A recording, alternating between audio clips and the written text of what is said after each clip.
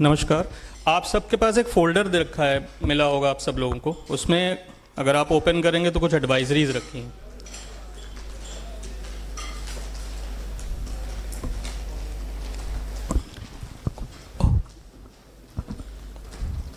हो सकता है आप लोगों ने एडवाइजरी पहले ली हो, लेकिन मेजॉरिटी लोग ऐसे हो आप में और इम्पैनल हॉस्पिटल्स में जिन्होंने इन एडवाइजरीज़ को बस देखा है और पढ़ा तक नहीं है और समझा तक नहीं है। देखिए, जब एडवाइजरी यहाँ से इशू होती है तो किसी कारण से होती है, कुछ हमें मिला होता है, कुछ ऐसा अलार्मिंग जिसकी वजह से हम आप सबको इन्फॉर्म करते हैं कि भविष्य में अगला क्लेम जो आप ब्लॉक करें उसमें इन चीज़ों का ध्यान रखें।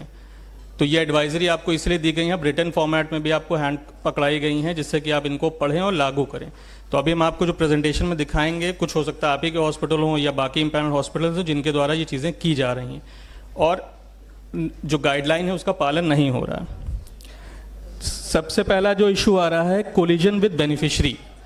ये बहुत ज़्यादा हो रहा है, खासकर मेडिकल कॉलेजेस के साथ, प्राइवेट मेडिकल कॉलेजेस के साथ ये बहुत ज़्यादा हो रहा है। देखिए, ये बड़ा क्लियर ये लाइन ड्रॉ कर लीजिए कि सब्जेक्ट नहीं है आयुष्मान का लाभार्थी, ठीक है। उसको इसलिए मत लेके आइए क्योंकि वो आपको सब्जेक्ट चाहिए।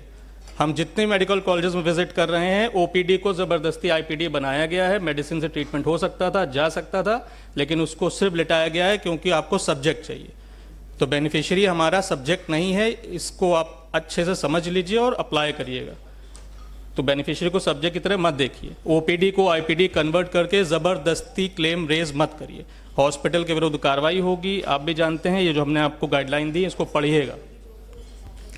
मिसयूज और अब्यूज़ ऑफ पैकेजेस, वही हो गया, ओपीडी को आपने आईपीडी बना दिया।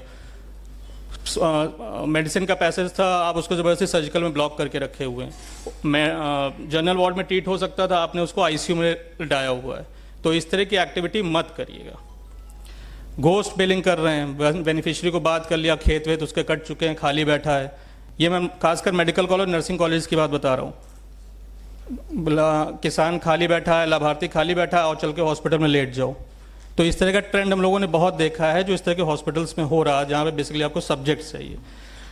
डॉक्टर जो एसोसिएटेड है हॉस्पिटल्स के साथ, आपने पेपर पे तो दिखा रखा है कि वो हैं, बट एक्चुअली और नंबर ऑफ सर्जरीज भी आप उस डॉक्टर से करवा रहे हैं, लेकिन एक्चुअल में उस डॉक्टर को नहीं पता है कि वो आपके हॉस्पिटल में आगे इतनी सर्जरी कर रहा है या मेडिसिन के केसेस देख रहा है। ये सिर्फ आपने पेपर में हमें बता रखा है। तो इस तरह के बहुत से एग्जाम्पल्स हैं हमारे पास जिसमें हॉस्पिटल्स ने सर्टिफिकेट का मिसयूज़ कर रखा है, किसी और जगह से उनको अरेंज हो गए थे, उन्होंने यहाँ पे दे रखे हैं और उनके नाम पे उनके स्टैम्प बनवा के यूज़ कर रहे हैं। तो इस तरह की एक्टिविटी ना करिए। मॉर्फ कर रहे हैं, हम जब भी कोई डॉक्यूमेंट मांगते हैं आपके पास नहीं तो आप उसे मॉर्फ करके दे देते हैं। तो आपके यहाँ जो आरोग्य मित्र हैं, बहुत अच्छी चीज़ है, अच्छा काम कर रहे हैं, लेकिन थोड़ा सा इन्वॉल्व आप लोगों को होना है। पूरा का पूरा योजना उनके नाम पे मत कर दीजिए। ये मेडिको का रोल है कि आरोग्य मित्र को ध्यान से देखें, उनके रोल्स स्पेसिफाई करिए, सिर्फ और सिर्फ उस पर डिपेंडेंसी मत रखिए। हम हॉस्पिटल जाते हैं, अगर हम गलती से आपसे कुछ पूछ लें तो आप सीधे एक बात कहते हो, आरोग्य मित्र को बुलाओ, वो बताएगा। आपको क्यों नहीं पता? ऐसी क्या चीज़ है जो आपको नहीं पता है? आप सब कुछ आरोग्य मित्र पर डाल देते हो। तो जो पोर्टल का बैंकिंग फाइनेंशियल डिटेल देता है वो भी लिख दिया करो, और मैं आपको यकीन दिला रहा हूँ किसी दिन वो डिटेल भी उसी के नाम पे लिखा मिलेगा, क्योंकि आप लोगों ने उसको इतनी राइट्स दे दी हैं। सारे यूज़र आईडी पासवर्ड उसी के पास है, आपका इन्वॉल्वमेंट ही कुछ नहीं है। मॉर्फ करके डॉक्यूमेंट देता है, जब आपका हॉस्पिटल डिपैनल हो जाता है आप कहते हो आरोग्य मित्र ने किया। अब आरोग्य मित्र की गलती हो गई, लेकिन उसी मॉर्फ डॉक्यूमेंट से जब आपके पास लाखों करोड़ रुपए का पेमेंट आ गया था तब आपने कभी नहीं कहा कि आरोग्य मित्र की गलती थी। उसने आपको लाखों करोड़ रुपए कमवाए भी हैं, लेकिन जब आप पकड़े जाते हो तो सारा ब्लेम आरोग्य मित्र के ऊपर आता है।